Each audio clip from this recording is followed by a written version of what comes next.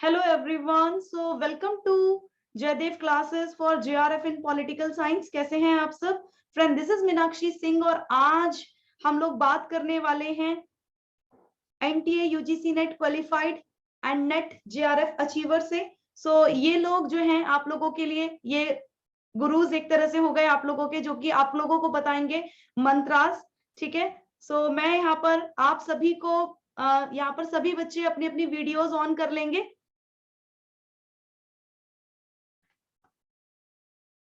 Okay, एक बार मैं इनको एडमिट कर देती हूँ. एक बार सभी आ जाएं, देन स्टार्ट करते हैं. Am I audible? एक बार मुझे बताइए, मेरी आवाज आप लोगों को आ रही है?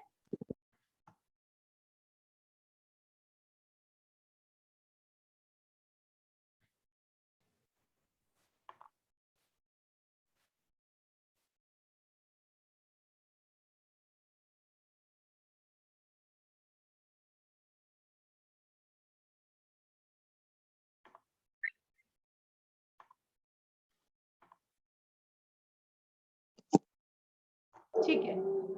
सो मेरी आवाज आई होप आप लोगों को सभी को आ रही होगी.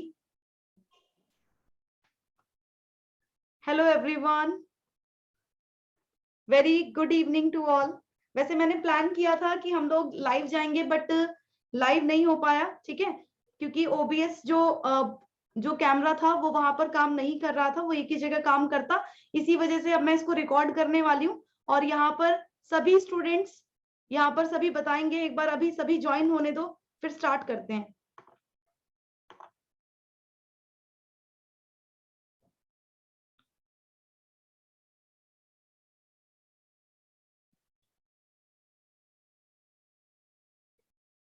हेलो. यस यस डॉली, आप लोगों को सभी को आवाज आ रही है मेरी? एक बार सारे अनम्यूट करके बता दीजिए, कोई प्रॉब्लम नहीं है. अनम्यूट करके सारे बता सकते हैं. हम एक एक करके सब पर हम लोग बात करने वाले हैं.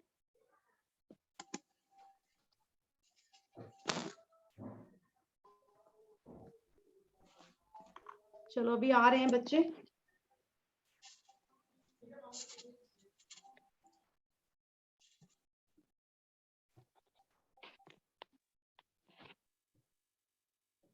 ठीक है. सो आज सबसे पहले हम लोग जो बात करने वाले हैं, तो हम बात करने वाले हैं सबसे पहले, ठीक है, नीरज कुमार से हम लोग बात करेंगे. और नीरज बेटा, आप बताओगे कि आपका सक्सेसफुल मंत्रा यहाँ तक पहुंचने का क्या रहा, और हमारे जो बाकी स्टूडेंट्स हैं NTA UGC नेट की अभी तैयारी स्टार्ट की है, तो आप उनको क्या बताना चाहोगे, उन्हें किस तरीके से प्रिपरेशन करनी है, और क्या चीजें जो हैं, क्या क्या चीजें आप लोगों आपके रास्ते में बाधाएं बनी थी, क्या क्या प्रॉब्लम्स आपने फेस की थी, आपने उसको कैसे फेस किया और कैसे यहाँ तक पहुंचे? सबसे पहले मैं आपको थैंक यू बोलना चाहता हूँ मैम.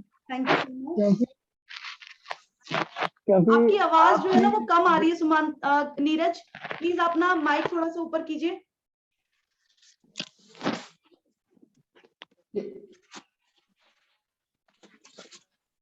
अब क्लियर है मैम? यस बोलिए. क्योंकि आपने मुझे 0 लेवल से हाई लेवल तक लेकर गया. ओके. और इसमें बहुत खुशी की बात है, घर वाले भी खुश हैं कि असिस्टेंट क्लियर हुआ. JRF नहीं हुआ तो अगला बार अटेम्प्ट में हो जाएगा, उसके लिए दिक्कत नहीं है ना. फर्स्ट लर्नर जो फ्रेशर लर्नर है उसे हम ये बताना चाहते हैं कि जो पढ़ाई है उसे कंटिन्यू बनाए रखें, कभी भी बीच में स्टॉप ना करें. रिजल्ट की कोई दिक्कत नहीं होती है अगर आप कंटिन्यू हमेशा पढ़ते जा रहे हैं, सभी क्लास को अटेंड कर रहे हैं, तो आपको आने वाले समय में रिजल्ट की परवाह नहीं करनी पड़ेगी. रिजल्ट अपने आप से बनेगी अगर आप रेगुलर पढ़ रहे हैं तो. अगर आप रेगुलर नहीं पढ़ रहे हैं, बीच में भी कहीं क्लास ज्वाइन करते हैं, फिर आते हैं फिर जाते हैं, तो उसमें थोड़ी दिक्कत होती है रिजल्ट आने में, फिर से आपका रिजल्ट खराब हो सकता है. सबसे बड़ी बात होती है कि क्लास में आप जो पढ़े हैं उसका नोट्स बनाइए, और नोट्स बनाने के बाद उसे रिवीजन करते रहिए. क्वेश्चन जो आप क्लास 4 बजे वाला लगाते हैं वो बहुत हेल्पफुल होता है पेपर 2 के लिए खास करके, और उससे रिवीजन हो जाता है। और इसी प्रकार से अगर तैयारी 3 से 4 मंथ अगर कोई करता है तो तुरंत उसका नेट और जेआरएफ हो सकता है। ठीक है, नाइस, यही बेसिक है ma'am. Okay, thank you so much Neeraj, आपने काफी अच्छा बताया। अब हम नेक्स्ट बच्चे पे चलते हैं और वो नेक्स्ट स्टूडेंट है हमारी डॉली माथुर। तो डॉली माथुर, अपना जो, आप जल्दी से फटाफट से आ जाओ, ठीक है, और अपना जो वीडियो है और वो ऑन कर लीजिए। गुड इवनिंग मैम, कैसे हो आप? नहीं, मैं बिल्कुल बढ़िया। Hello everyone and congratulation to all. हम एक्चुअली हाँ बताओ, वेरी गुड। एक्चुअली मैंने जब स्टार्ट किया था तो मुझे काफी प्रॉब्लम आ रही थी, क्योंकि जब मेरा फर्स्ट अटेम्प्ट हुआ था तो मेरे ना 11 नंबर से रहा था, और सेकेंड अटेम्प्ट मेरा लास्ट जो मैंने 2020 में दिया था वो, उसमें मेरा पेपर 1 तो बिल्कुल ही खराब हुआ था, बट पेपर 2 भी कुछ खास नहीं हुआ था। तो मेरी 3% से रह गया, 3% से रह गया था, और मेरे को इतना फील हुआ था। फिर मैंने मैडम को बताया था कि मेरे साथ ऐसे हुआ। तो मैंने जो सबसे पहले किया था, रेगुलरिटी बना के रखी, बीच में गैप नहीं किया, काफी सारी चीजें छोड़ी हैं। ऐसा नहीं है कि मतलब रेगुलरिटी के बहुत, फंक्शन छोड़ो, फैमिली के काफी सारी चीजें छोड़नी पड़ती है। और उसके बाद टाइम टेबल सेट किया, क्योंकि ऑफिस भी था, घर भी था, और फिर स्टडीज भी थी। तीनों को मैनेज करने के लिए ना खुद का टाइम टेबल सेट किया कि इतने बजे से इतने बजे तक इसको टाइम देना है, इतने बजे से इतने बजे तक इसको टाइम देना है। और सबसे ज्यादा दिक्कत आती थी, कॉन्सेप्ट तो क्लियर थे बट जब हम उसके एमसीक्यूज लगाने जाते थे वो सारे गलत। तो सब उसके लिए क्या किया, जितने एमसीक्यूज हो सके थे, मतलब अगर कॉन्सेप्ट की क्लास मिस हो भी रही थी तो एक बार को अगर वो हो जाती थी और टाइम नहीं मिलता था तो मैं नहीं करती थी। बट हाँ, एमसीक्यूज वाली बेशक 4 बजे वाली मुझे रिकॉर्डेड कवर करनी पड़े तो वो मॉर्निंग उठ के जब मैं कुछ ना कुछ कर रही होती थी तो मैं उसको कवर करती थी। बट हाँ, एमसीक्यूज और जितने मैडम ने क्वेश्चन करवाए मैंने सारे कंप्लीट किए, जितने वीकली टेस्ट थे वो लिए। उसके बाद जो मैम हर सब्जेक्ट यूनिट वाइज, मतलब मेरी पूरी 2 नोटबुक सिर्फ टेस्ट पेपर से भर गई। मतलब मैंने सिर्फ कॉन्सेप्ट एक टाइम पे बिल्कुल छोड़ दिए, सिर्फ एमसीक्यूज, पीवाईक्यूज, प्रीवियस ईयर के क्वेश्चन यही किए। और अभी भी मेरा नेट हुआ है, अभी मेरा जीआरएफ बाकी है। ओके, वो भी हो जाएगा, डोंट वरी, ठीक है। Thank you madam. Okay, thank you so much. चलो अब हम नेक्स्ट बच्चे पे आते हैं। नेक्स्ट बच्चा है हमारा सुमांता साहब।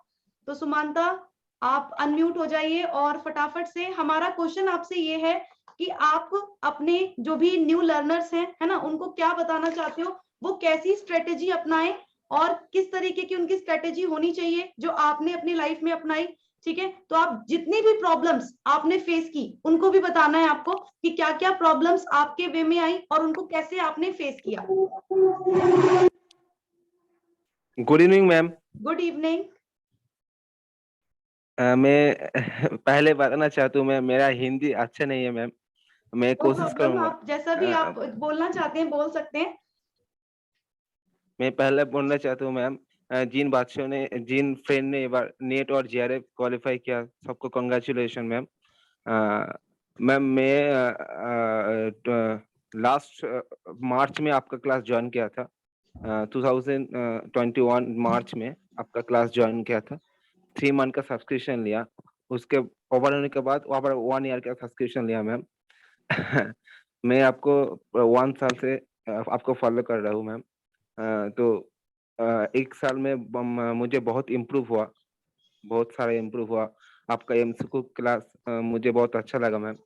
और एक्सेल पहले मेरा नेट नहीं हुआ, बस फर्स्ट टाइम मैंने, इससे पहले मैं 3 अटेम्प्ट दिया, मुझे नेट क्वालिफाई हुआ और जीआरएफ नहीं हुआ मैम। लेकिन इस टाइम मैं पूरी तैयारी के साथ, पूरी कोशिश के साथ नेट मैंने एग्जाम पे बैठा एवं नेट क्वालिफाई किया। कुछ नंबर से मेरा 91.8 परसेंटाइल आया, और जीआरएफ का परसेंटाइल था 94 पॉइंट समथिंग। 3 परसेंटाइल से मेरा जीआरएफ रुक गया मैम। तो मेरा पूरा कोशिश रहेगा पहले मैंने आने वाले एग्जाम पे जीआरएफ क्वालिफाई करने का। वो बिल्कुल हो जाएगा, वो बिल्कुल होगा, डोंट वरी। आप क्या आपकी स्ट्रेटेजी रही थी वो भी बताना सुमांता, कि आपने डेली चीजें कैसे मैनेज की, ठीक है, और आपने कैसे चीजों को मैनेज किया, पेपर 1 कैसे मैनेज किया, पेपर 2 कैसे मैनेज किया, फोकस ज्यादा किस पर दिया आपने, पेपर 1 पर ज्यादा स्टूडेंट्स को फोकस दिया, पेपर 2 पर, क्या रहा आपका? मैम मेरा पेपर टू में तो बहुत इम्प्रूव हुआ, बहुत सारा इम्प्रूव हुआ। लास्ट टाइम पेपर 2 मैंने 43 क्वेश्चन राइट किया, तो इस बार मैं 69 क्वेश्चन राइट किया था। लेकिन पेपर 1 में मैं कुछ भी इम्प्रूव नहीं कर सकता मैम। पहले बार 21 क्वेश्चन राइट था, इस बार भी 21 क्वेश्चन राइट था। लेकिन मैम इस बार मेरा पेपर 1 का प्रिपरेशन बहुत अच्छा था। हाँ, लेकिन एग्जाम हॉल में कंप्यूटर खराब की वजह से कंप्यूटर रुक गया था, स्टॉक हो गया था, माउस काम नहीं कर रहा था। इस वजह से मेरा जो माइंडसेट है ना मैम, एग्जाम हॉल में वो माने जे कंसंट्रेशन वो ब्रेक हो गया था, इसलिए पेपर 1 अच्छा नहीं हुआ। लेकिन प्रिपरेशन अच्छा था, प्रिपरेशन अच्छा था, लेकिन एग्जाम लेकिन तुम पेपर 1 एग्जाम माने रिजल्ट अच्छा नहीं हुआ मैम। लेकिन प्रिपरेशन अच्छा था। तो पेपर 2 में तो मैं बहुत ही ज्यादा टाइम दिया था पेपर 1 से। तो मैं मेरा अगले बार कोशिश करूंगा मैम पेपर 1 में और ज्यादा नंबर आने तक। तो First of all, I want to congratulate all of my friends. इसका भी नेट, इसका भी चेक हुआ है। And हेलो, ठीक है, ओके सुमांता, चलो काफी अच्छा बताया आपने। अब हम नेक्स्ट बच्चे पे चलते हैं, और जिन भी Thank you, बच्चे ma'am. जो बच्चे बिल्कुल अभी कुछ बोल नहीं रहे, सारे बच्चे म्यूट कर लेंगे ताकि कोई भी प्रॉब्लम ना आए, ठीक है।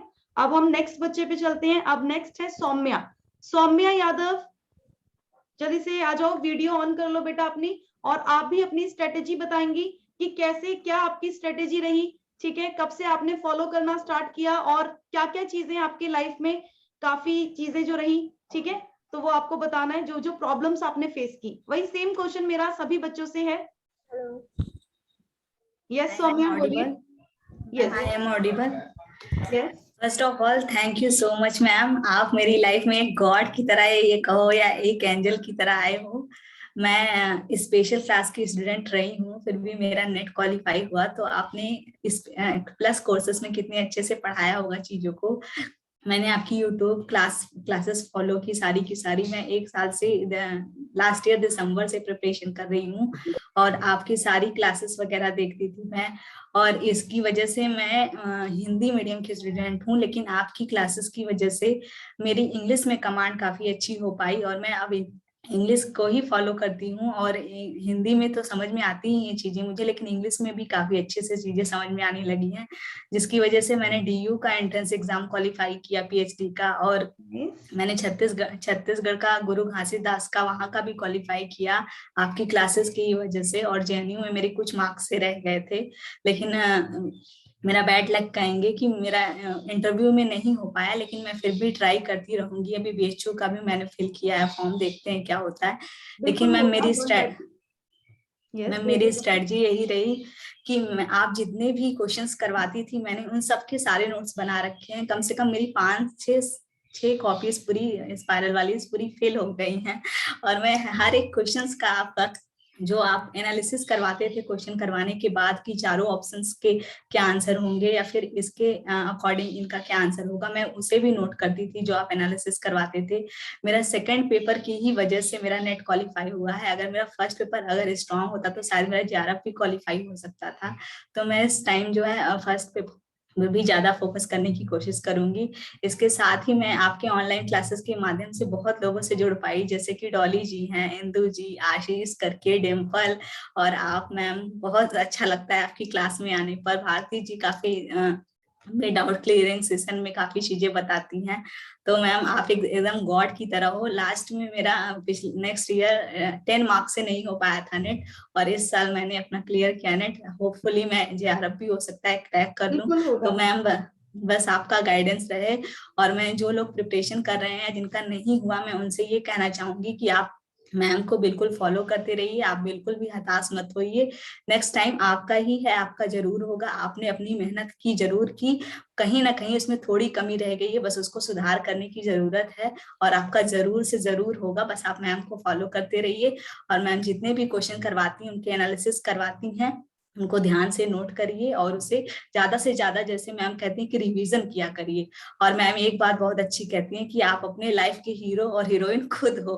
तो अगर आप अपने लाइफ के हीरो और हीरोइन बनना चाहते हो तो बस अपनी स्ट्रेटजी को प्रॉपर फॉलो करते रहिए। अगर आपसे कोई कहता है कि आप नहीं कर पाओ, ये आपका नहीं होगा, तो वो गलत कहता है। आप जरूर करोगे और आपका सब कुछ हो सकता है, बहुत अच्छे से हो सकता है। बस मैम के गाइडेंस में रहिए और सारी चीजें फॉलो करते रहिए। Thank you so much ma'am. Thank you so much. बहुत बहुत अच्छी, बहुत अच्छा आपने बोला, बहुत ही अच्छी। जो सबसे इम्पोर्टेंट चीज थी जो सौम्या ने यहाँ पर बताई, और उसको सबसे इम्पोर्टेंट थी रिवीजन।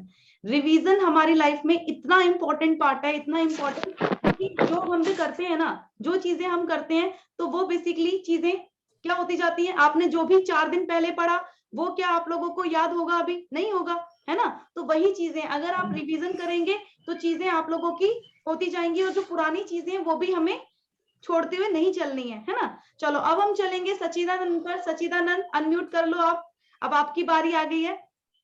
और सच्चिदानंद इसने काफी ज्यादा हार्डवर्क किया है, सीरियसली काफी ज्यादा हार्डवर्क इसने किया है। और चलो अब मेरा वही सेम क्वेश्चन है आपसे, आपकी क्या स्ट्रेटेजी रही सच्चिदानंद? आप स्टूडेंट्स के साथ जरूर बताएं, आपने ज्यादा फोकस किस पर किया, पेपर 1 पेपर 2?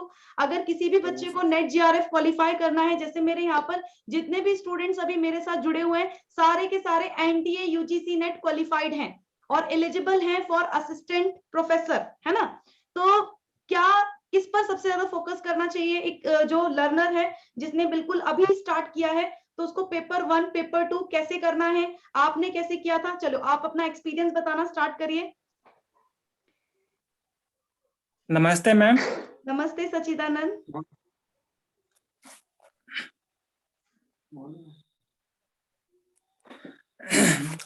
मैम सबसे पहले आपको बहुत बहुत धन्यवाद मैम। ओके, आप बिल्कुल घबराओ मत, मैं आपके साथ हूँ, ठीक है। जहां पर भी आप रुकोगे मैं आपके साथ हूँ, मैं बोल दूंगी, ठीक है। जो पूरी स्टेटमेंट होगी वो मैं बोल दूंगी, पहली बार डरना नहीं है।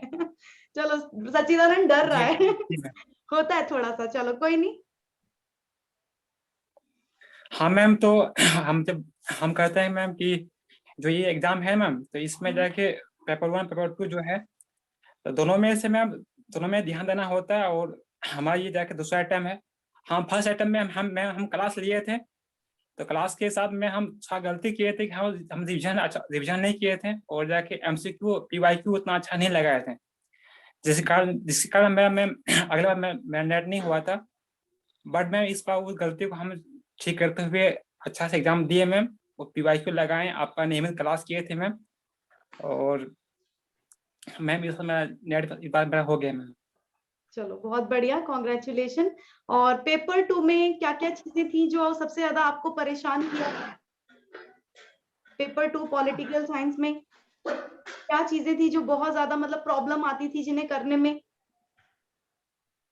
हाँ मैम, उसमें जो कंसेप्ट होते हैं, कंसेप्ट हो गया, उसका बुक हो गया, और बहुत थिंकर सब थोड़ा दिक्कत होता था मैम। और कोटेशन सब मैं वो आपका क्लास करने से मैं सब मैं कंप्लीट हो गया मैम।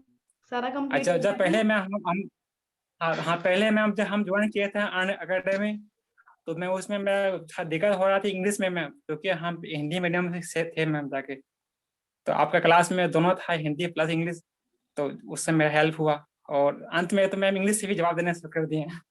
नाइस, बहुत अच्छी, और बहुत पेपर बढ़िया। Okay Sachchidanand, thank you so much. और अब हम चलते हैं नेक्स्ट स्टूडेंट पर, और जो हमारे नेक्स्ट हैं चांदी। अब हम चांदी से बात करने वाले हैं। और चांदी, आप अपनी जो वॉइस है आप अनम्यूट म्यूट और अपनी वीडियो भी कर सकते हो, ठीक है, ऑन फटाफट। और आपसे भी मेरा वही क्वेश्चन है कि क्या आपकी स्ट्रेटेजी रही, क्या रहा था जो आपने अपनाया और यहाँ तक आप पहुंचे?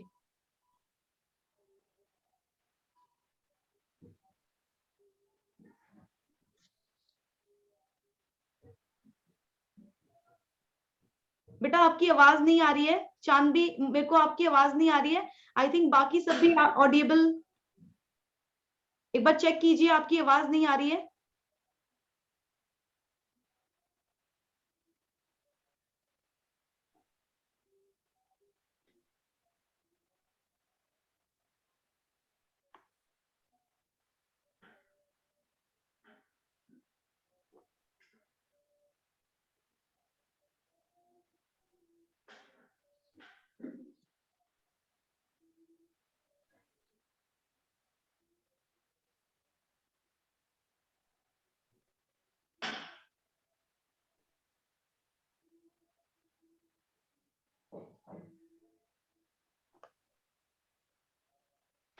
ठीक है चांदबी, आप मेरी आवाज सुन पा रही हैं?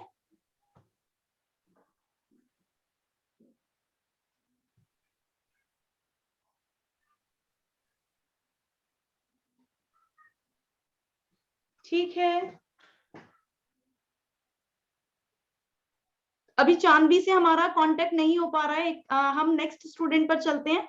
तो नेक्स्ट स्टूडेंट हमारी जो बच्चा एससी जिस पर लिखा हुआ है, एक्चुअली मुझे आपका नाम नहीं पता क्योंकि यहाँ पर आपका फुल नेम मेंशन नहीं है, और आप एक बार फटाफट से आ जाइए और वही जो स्ट्रेटेजी आपने अपनाई थी और अपनी वीडियो भी ऑन कर लीजिए।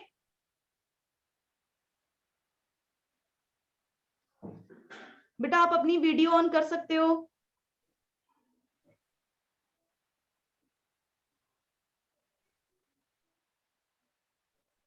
Hello ma'am. यस, पहचाना, मैं सपना।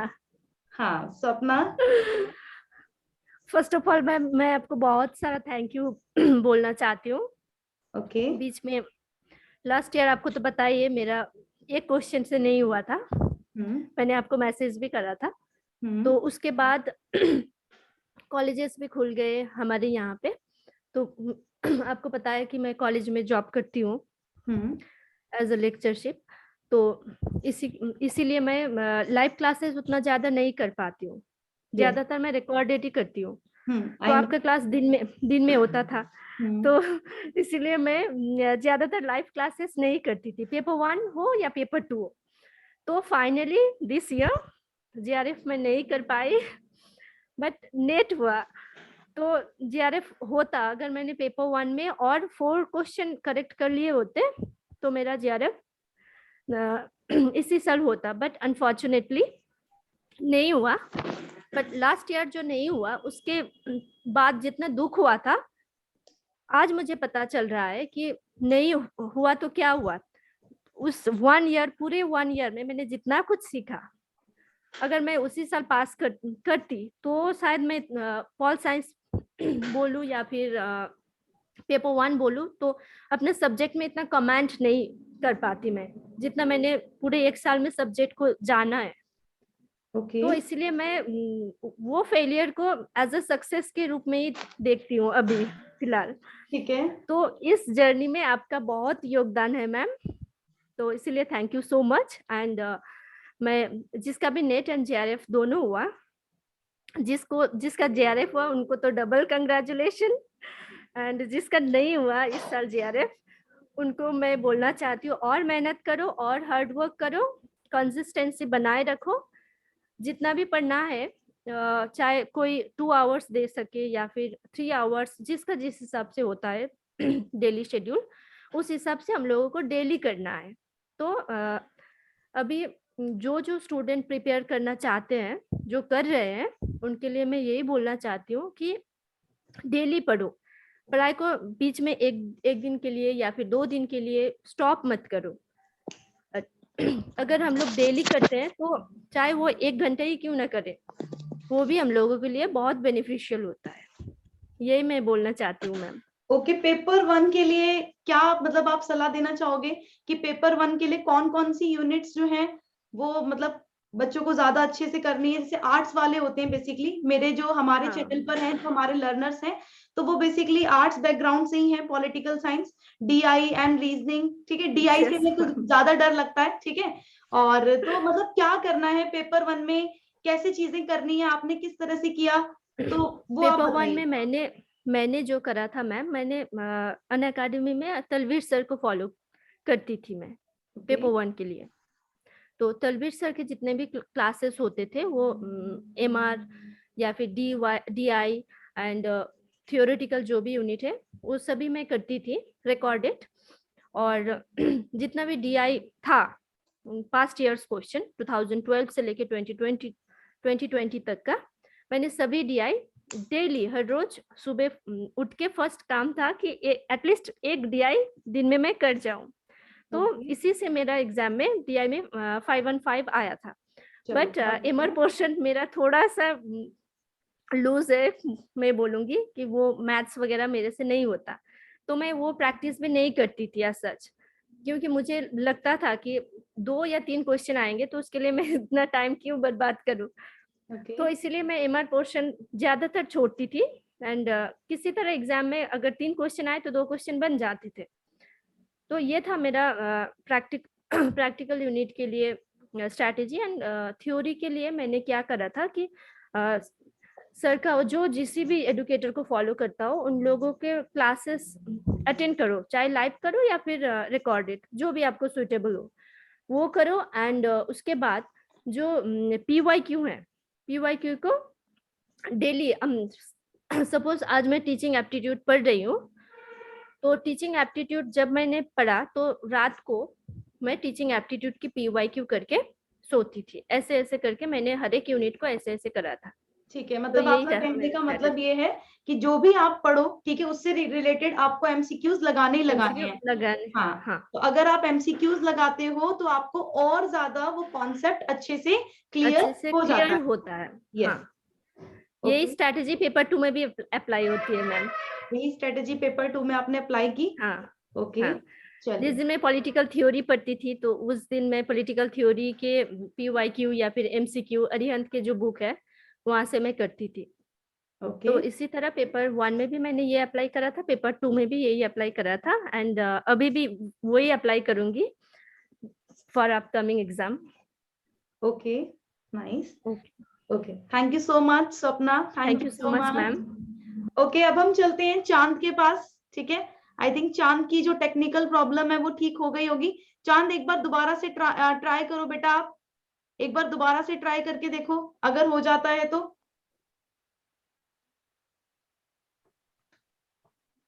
चांद अनम्यूट करो और साथ ही साथ अपनी वीडियो भी ऑन करिए, वीडियो भी ऑन करो।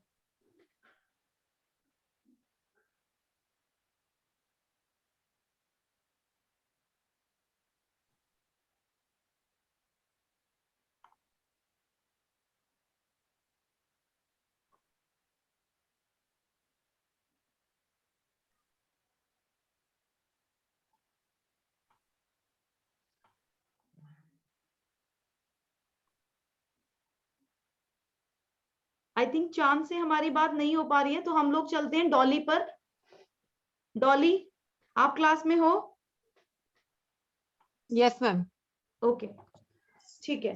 सो डॉली, मेरा आपसे क्वेश्चन ये है कि पेपर 2 के कौन कौन से यूनिट्स आपको ऐसे लगे कि भाई जो भी मतलब जब एग्जाम नियर है, जैसे आप लोगों को पता है 2022 का जो एग्जाम है जून में होगा, ठीक है, तो वो थोड़ा लेट भी हो सकता है, जैसे भी अभी इलेक्शन है तो इलेक्शन के बाद फिर कोरोना बढ़ता है घटता है, बिकॉज अभी ये टाइम चलेगा, पेंडेमिक जल्दी नहीं होने वाला है खत्म।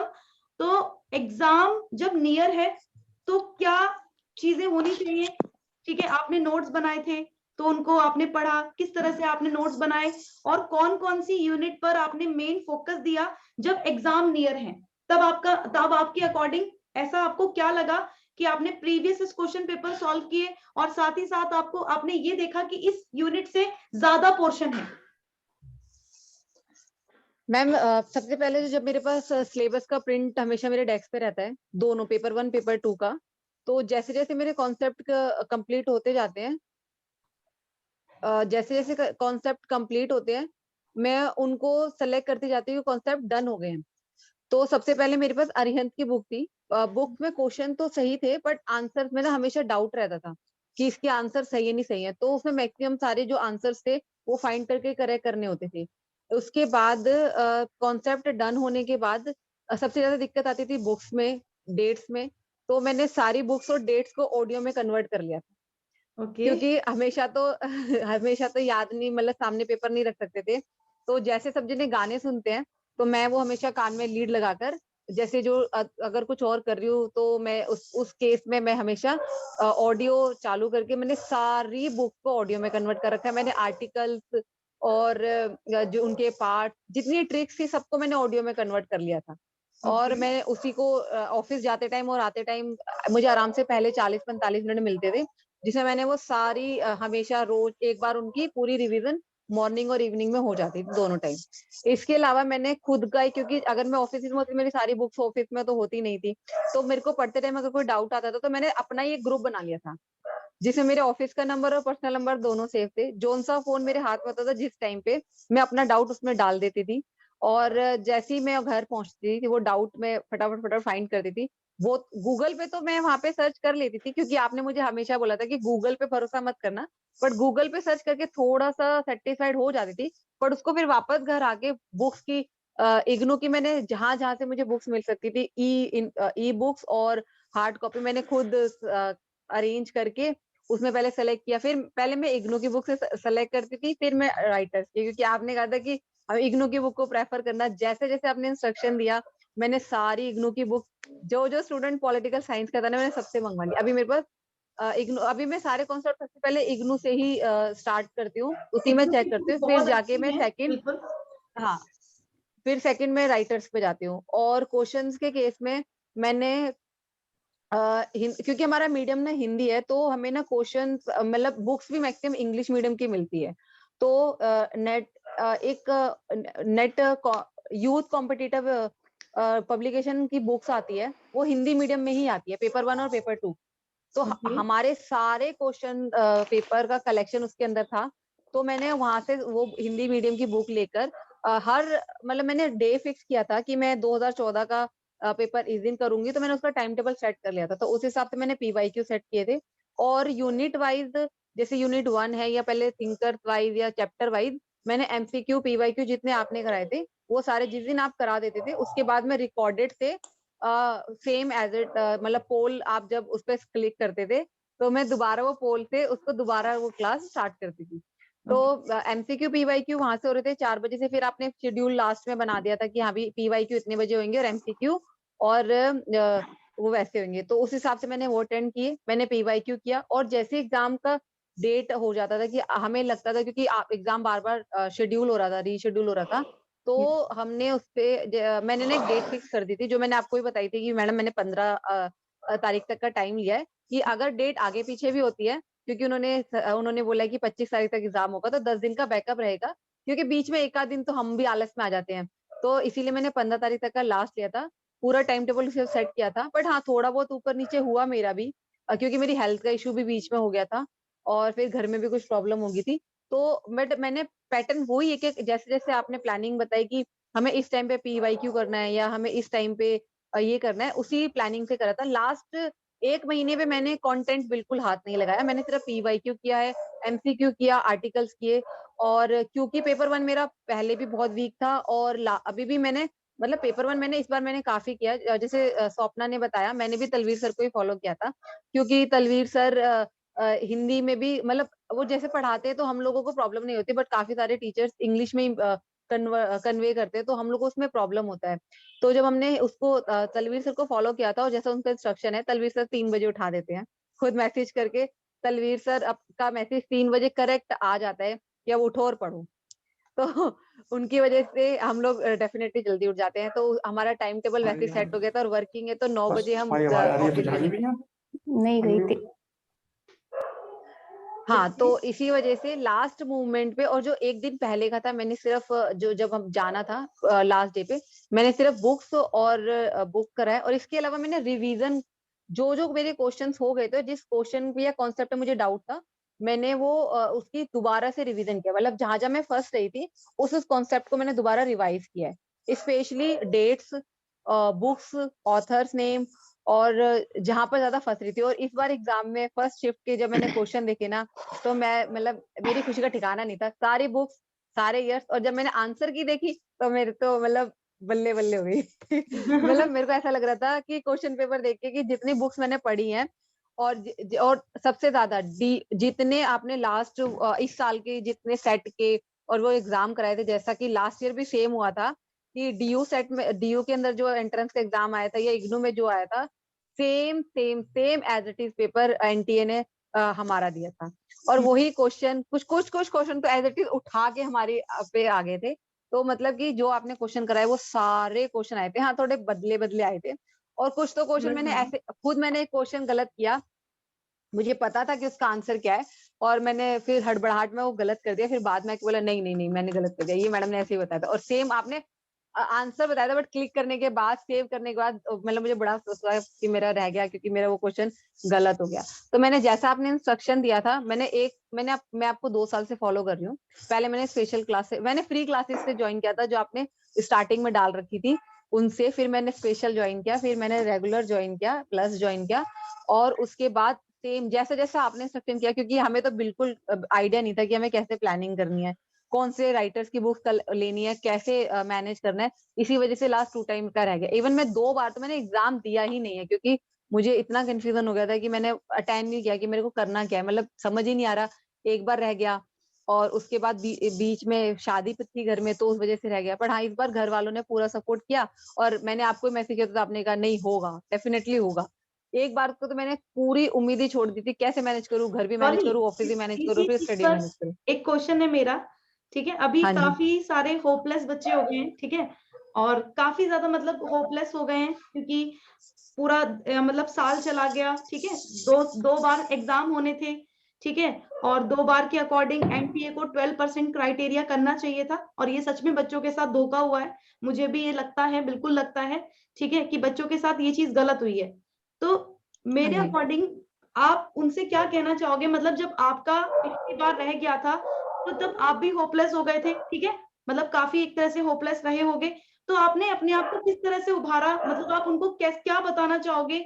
ठीक है, आप अपना थोड़ा सा पास्ट का बता सकते हो इसके बारे में, कि आपने कैसे अपने बिल्कुल। आप को उस चीज का किया, कि देखो हर बच्चा मेहनत करता है, हर बच्चा मेहनत करता है, ऐसा नहीं होता कि कोई बच्चा मेहनत नहीं करता, लेकिन जब नहीं होता तो वो बच्चा बड़ा मतलब एक तरह से हो जाता है कि यार अब नहीं करूंगा, अब छोड़ो इसको, इससे अच्छा जॉब करते हैं, कुछ और करते हैं, ठीक है, एक काम करेंगे, एसएससी देंगे, है ना, कुछ और, मतलब यहाँ पर बच्चों का ये हो जाता है। तो आप मतलब अपने बारे में आप बता सकते हो कि क्या आपने किया था उस टाइम, और कैसे आप, मतलब उस दुख तो सबको ही होता है, कैसे आप इस चीज से बाहर आए? जब मेरा 2 बार एग्जाम हुआ, पहली बार तो मतलब एक रह गया, और लास्ट टाइम तो मैं अनअकैडमी पे थी, जो मैंने आपको बताया था। तो जब मेरा रह गया ना, तो एक बार को मतलब मैंने भी कहा, मतलब मैंने पूरी 1 सेकंड के लिए तो बहुत बुरा लगा, और मैंने कहा अब नहीं होगा मेरे से। और जैसे कि मैं तो ऑलरेडी जॉब कर रही हूँ, मेरी जॉब सेटल्ड है, मतलब अब मुझे जॉब से कोई प्रॉब्लम नहीं है।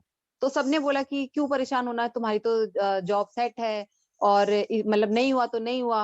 पर नहीं, मतलब वो था कि अपने अपने मन की जॉब तो सबको ही करते हैं, बट जो अपना मन है शुरू से करते हुए आ रहे कि हमें यही करना है, हमारा इसी में इंटरेस्ट है, तो वो भी तो करना जरूरी है।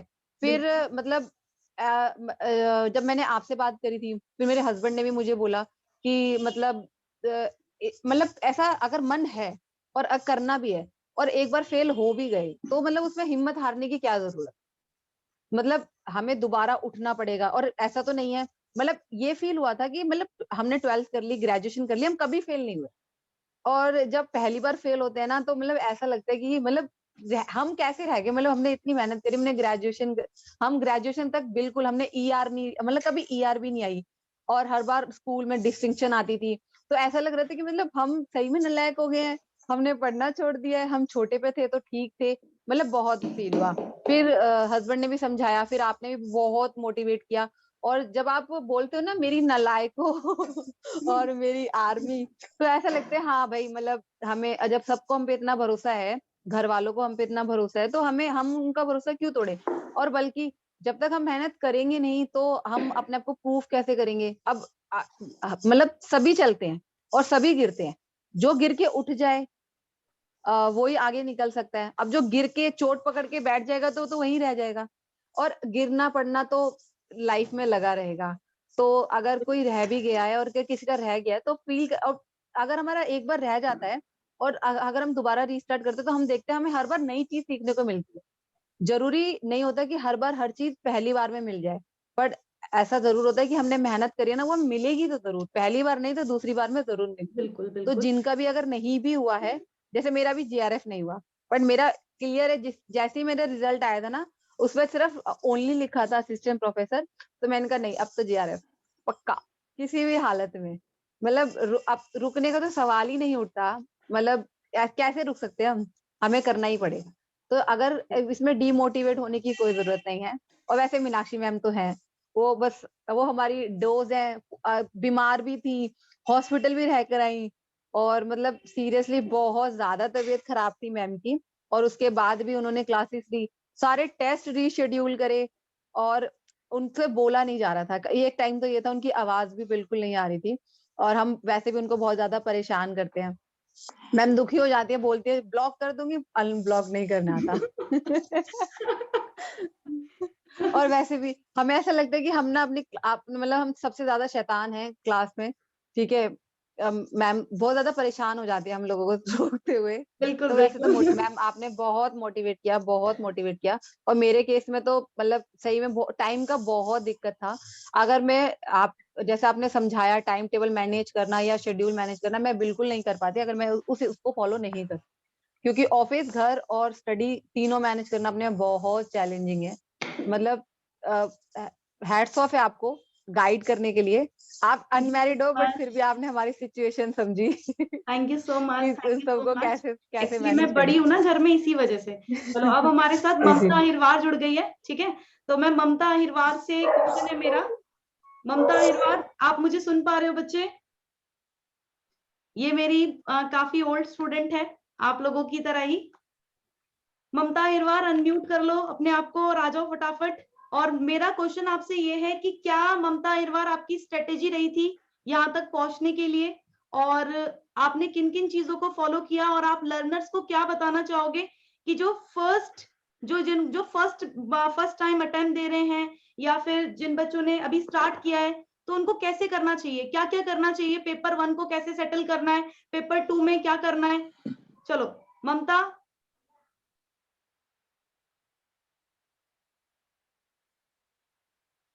आई थिंक ममता की आवाज नहीं आ पा रही है। ममता,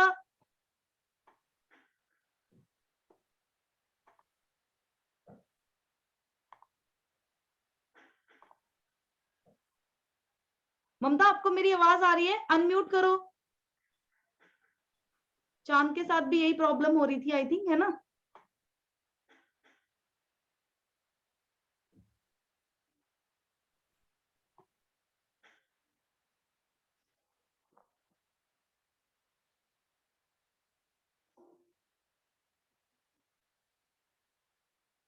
आई थिंक आवाज नहीं आ रही है।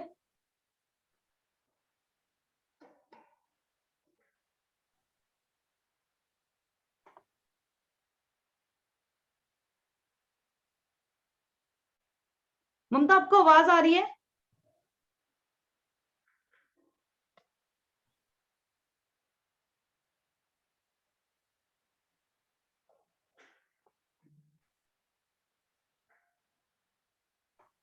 चलो आई थिंक ममता अभी हमसे नहीं जुड़ पा रही है। ओके, और हमारी मीटिंग के भी लास्ट कुछ टाइम रह रहा है, तो अब हम चलते हैं।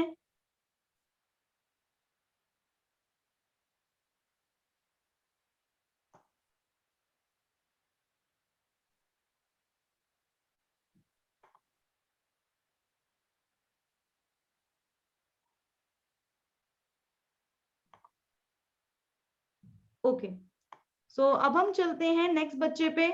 और ठीक है, सुमानता हम आप पर आते हैं। सुमानता अगर आप सुन पा रहे हैं, सुमानता। चलो तो मैं हम लोगों का लास्ट टाइम रह रहा है, ठीक है। तो अभी हमें 1 घंटे में बंद हो जाएगी, कुछ मिनट्स में बंद हो जाएगी, 1 घंटे के लिए थी ये। Hello ma'am. यस सुमानता। जी मैम। ठीक है, आपके पीछे से काफी शोर आ रहा है। ओके, आप वीडियो अपनी ऑन कर सकते हैं सुमानता। ठीक है, मेरा क्वेश्चन आपसे ये है कि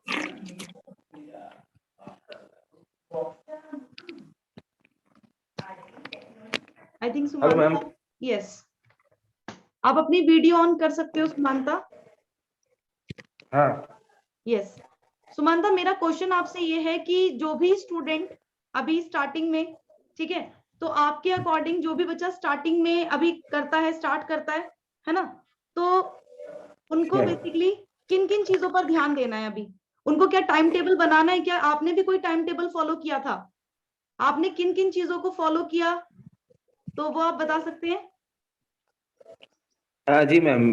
मैम मेरे पढ़ने के साथ साथ में एक बिजनेस में एसोसिएट हूँ। मैंने फैमिली बिजनेस है, तो बिजनेस के साथ में पढ़ाई भी कर रहे थे। तो मैं दिन में टाइम नहीं मिल रहा मैम पढ़ने के लिए। तो रात में मैं ज्यादा पढ़ते हो। तो मैं ये बताना चाहता हूँ मैम, पेपर 1 और पेपर 2 दोनों में अच्छा स्कोर आना चाहिए मैम। मैं इस बार पेपर 2 तो अच्छा हुआ, लेकिन पेपर 1 के वजह से मेरा जेआरएफ नहीं हुआ। कोई नहीं, वो भी हो जाएगा, डोंट वरी। तो पेपर 1 पेपर 2 दोनों पेपर माने इक्वली इम्पोर्टेंट है नेट और जेआरएफ के लिए। नेट और जेआरएफ के लिए, नाइस, बहुत बढ़िया। हाँ ओके। जी मैम। और आप जैसे जो स्पेशल क्लासेस होती थी, है ना, तो स्पेशल क्लासेस के लिए आपका क्या फंडा रहा? जो मैं एमसीक्यूज क्लासेस करवाती हूँ, यूट्यूब क्लासेस करवाती हूँ, इनका क्या रहा? आपने कभी मतलब नोट्स बनाए, फिर उनको कैसे कॉन्सेप्ट को क्लियर किया, और कॉन्सेप्ट क्लियर करने के लिए क्या आप एमसीक्यूज भी फॉलो करते थे? मैंने तो लास्ट 2021 मार्च में ज्वाइन किया था। तो उससे पहले मैं थ्री मंथ स्पेशल क्लास किया था। स्पेशल क्लास आपके किया था मैम। तो लगभग 1.5 साल से मैं आपको क्लास कर रहा हूँ मैम। तो स्पेशल क्लास में जो आप बताते हो क्वेश्चन के अलावा जो आप लिखते हो मैम, तो मैं वो नोट करता हूँ। मैं एक नोटबुक है आपका मैम, सभी एजुकेटर की एक नोटबुक है मैम, तो आपका भी नोटबुक है। तो आप जो बताते हो इम्पोर्टेंट चीज मैम, वो मैं नोट डाउन करते हो, तो एग्जाम के टाइम पे बहुत काम आते हो मैम। और एमसीक्यू क्लास तो एमसीक्यू का टॉपिक वाइज एमसीक्यू में फॉलो किया था मैम। टॉपिक वाइज एमसीक्यू करने का एक फायदा है मैम। इस टॉपिक से क्या एमसीक्यू आता है, इस टॉपिक से कौन टॉपिक ज्यादा समय देना चाहिए, कौन टॉपिक के कम समय देना चाहिए, एक एक्सपीरियंस आता है मैम। वेरी गुड, चलो nice, thank you so much Sumanta. Thank you ma'am. और thank you. Yes Neeraj I think कुछ कहना चाहता है। नीरज यस आप बोल सकते हो बेटा, आप वीडियो ऑन कर सकते हो अपना। नीरज यस बोलिए, अनम्यूट करिए, अनम्यूट नीरज, अनम्यूट करिए, अब बोलिए। आवाज नहीं आ रही है आपकी। आप नीरज अनम्यूट कीजिए। नीरज अनम्यूट करो, अनम्यूट। हेलो। यस अब बोलिए, बिल्कुल। हेलो। यस नीरज। हाँ बोलिए। मैं अंतिम समय में आपसे ये कहना चाहता हूँ कि आपका जो पढ़ाने का तरीका है वो हम लोगों के लिए बहुत बेस्ट है। जो भी फ्रेशर लर्नर हैं, जो न्यू ज्वाइन किए हैं, उनको ये अपनाना चाहिए और आपका शेड्यूल को फॉलो करना चाहिए। खास करके दोनों पेपर पर ध्यान देना चाहिए। पेपर 1 और पेपर 2 दोनों जरूरी है। अगर आप पेपर 1 में स्कोर नहीं कर पाते हैं तो आपका ना तो नेट होगा ना तो जेआरएफ होगा। वैसे तो पेपर 2 पॉलिटिकल साइंस का बहुत ही इजी होता है। जो आपका कंटेंट है, जो आप देते हैं पीडीएफ, उसी से मैच होता है। दूसरा बुक पढ़ने के लिए जरूरत नहीं है, लेकिन अगर कोई अच्छा नॉलेज को बिल्ड करना चाहता है तो अपना बुक को पढ़ सकता है। लेकिन खास करके जो पीडीएफ में प्रोवाइड करते हैं वो बेस्ट है। पेपर 1 में सबसे ज्यादा ध्यान देना चाहिए। पेपर 2 तो धीरे धीरे आप इतना क्लास ही लगा देते हैं कि न तो खाने का समय है न सोने का समय है, और है ना, शेड्यूल हो जाता है टेस्ट पे। हाँ, हमको स्कूल मैनेज करना पड़ता था, कॉलेज मैनेज करना पड़ता था, बहुत प्रेशर होता है। इधर खाना बनाइए, क्लास देखिए, खाना बनाते बनाते पढ़िए। इन सभी समस्याओं को देखते हुए आज अच्छा रिजल्ट है, और आने वाले में समय में भी आपसे जुड़े रहेंगे तो और अच्छा बेस्ट होगा, है ना मैम? यही मैं बताना चाहता हूँ। आप जो टाइम मैनेजमेंट पर बोल रहे हो ना सुमांता, सॉरी नीरज, आप जो टाइम मैनेजमेंट पर बोल रहे हो नीरज, तो वो आप एक बार बता दो बच्चों को कि कैसे टाइम मैनेज करना है। क्योंकि काफी बच्चों को लगता है कि यार टाइम मैनेज करना काफी मुश्किल है, क्योंकि उनको लगता है कि एकदम कॉलेज भी कर लें, जॉब भी कर लें, क्लास कैसे करें, तो ये कैसे हो पाएगा? कैसे आपने किया था? खास करके मैम, अगर रेगुलर आप प्रतिदिन क्लास को छोड़ करके अगर सेल्फ स्टडी में प्रत्येक दिन अगर एक पेपर में 1.5 घंटा समय देते हैं तो काफी है उसके लिए। क्लास को छोड़ करके पेपर 1 1.5 घंटा, पेपर 2 1.5 घंटा, अगर इस प्रकार से आप शेड्यूल बना लिए हैं तो आपको नीट या जेआरएफ कोई नहीं रोक सकता है।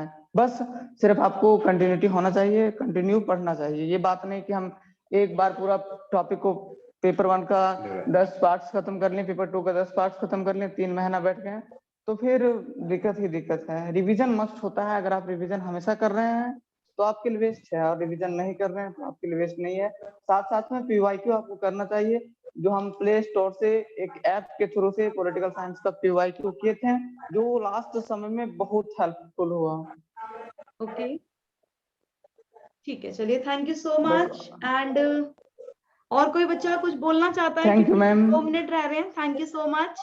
और काफी अच्छा ममता लगा जी कुछ सारे बोला नहीं मैम। ममता जी, यस ममता जी कुछ बोला नहीं मैम।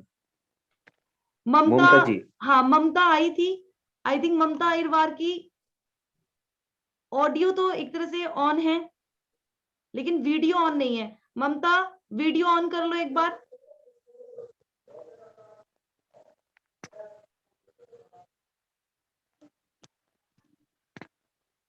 ममता अहिरवार। मैम हम कुछ बोलना चाहेंगी। ठीक है, आप बोल सकते हो सौम्या। मैम हमें ये कहना है कि अगर आप जैसे सेकंड पेपर पढ़ाते हो, अगर फर्स्ट पेपर भी अगर आप पढ़ाना शुरू कर दो तो जरूर सब लोग, जितने लोगों का नेट हुआ है, सबका जेआरएफ जरूर ये हो काफी जाएगा। सारे बच्चे बोलते हैं, बिल्कुल बोलते हैं, और मैं इन जी। पर बिल्कुल फोकस करूंगी। ठीक है, एक्चुअली मेरी क्लासेस इतनी ज्यादा होती हैं, है ना, अनअकैडमी Yes, पे ही, इसी वजह से मैं नहीं कर पाती हूँ। अब मेरे को थोड़ा सा टाइम चाहिए होगा, सबसे पहले पीडीएफ से करने में, है ना, उसके बाद फिर मुझे नोट्स बनाने ma'am. होंगे। हाँ, तो मैं इस पर जो आपने कहा है और हमारे जो बाकी बच्चे कहते हैं, तो इस पर जरूर मैं फोकस करूंगी और मैं जरूर आप लोगों के लिए लेकर आऊंगी। बस मैम हम यही कहेंगे कि आप जो क्लासेस लाते हो यूट्यूब पर और स्पेशल क्लासेस, वो कभी बंद मत करना, क्योंकि हम जैसे बच्चों के लिए बहुत बड़ा सहारा है। क्योंकि मैम हम इकोनॉमिक वीकर सेक्शन से आते थे, इस वजह से हम अपने आपकी प्लस क्लासेस नहीं ज्वाइन कर पाए थे, लेकिन हमें स्पेशल क्लासेस आपकी बहुत अच्छी लगी मैम, और बहुत हेल्पफुल रहा। और मैं यही कहूंगी कि फर्स्ट पेपर में भी हम सब लोगों को ज्यादा से ज्यादा फोकस करने की जरूरत है, ताकि हम जेआरएफ ला सके। और सेकंड पेपर के लिए तो हमारी मीनाक्षी मैम जिंदाबाद है ही। ओके, थैंक यू सो बस much. Thank you so much Saumya, thank you so much. Thank you, Mamta ma'am. Ahirwar, चलो ममता बोलना स्टार्ट करो बेटा। ममता यस बोलिए। आई डोंट नो ममता को आवाज आ रही है नहीं आ रही है, लेकिन ऑडियो प्रॉब्लम है। हाँ आई थिंक ऑडियो का प्रॉब्लम है ना, ऑडियो प्रॉब्लम है आई थिंक। चलो मैं ममता अहिरवार की आपको कहानी खुद ही सुना देती हूँ। ममता अहिरवार जब मेरे पास आई थी, ठीक है, तो मतलब काफी थोड़ा वेट था इसका, ठीक है, लेकिन धीरे धीरे बिल्डअप किया और इसने काफी मेहनत की है, काफी ज्यादा मेहनत की है। डेली क्लासेस आना, एक भी क्लास मिस ना करना, एमसीक्यूज क्लास में आना, और जहां पर भी इसने जहां पर भी देखती थी ना, जहां पर भी अटकती थी, तो वहां पर ये बुक बंद नहीं करती थी।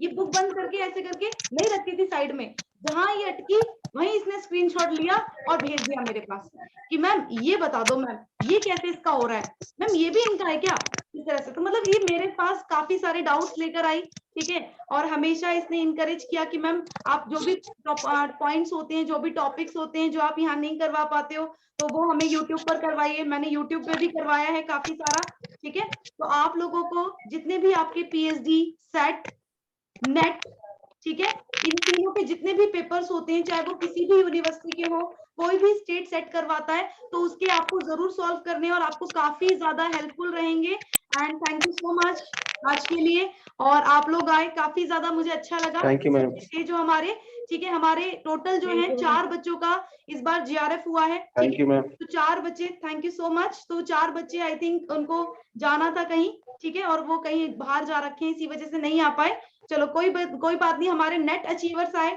और आप लोगों ने आज जितना भी कुछ बोला, ये हमारे बाकी लर्नर्स को काफी ज्यादा हेल्प करेगा। And thank you so much and good night everyone. Thank you ma'am. Thank you, ma'am. Good night, ma'am. Thank you good ma'am. Night, good night. Thank you friends. Thank you all.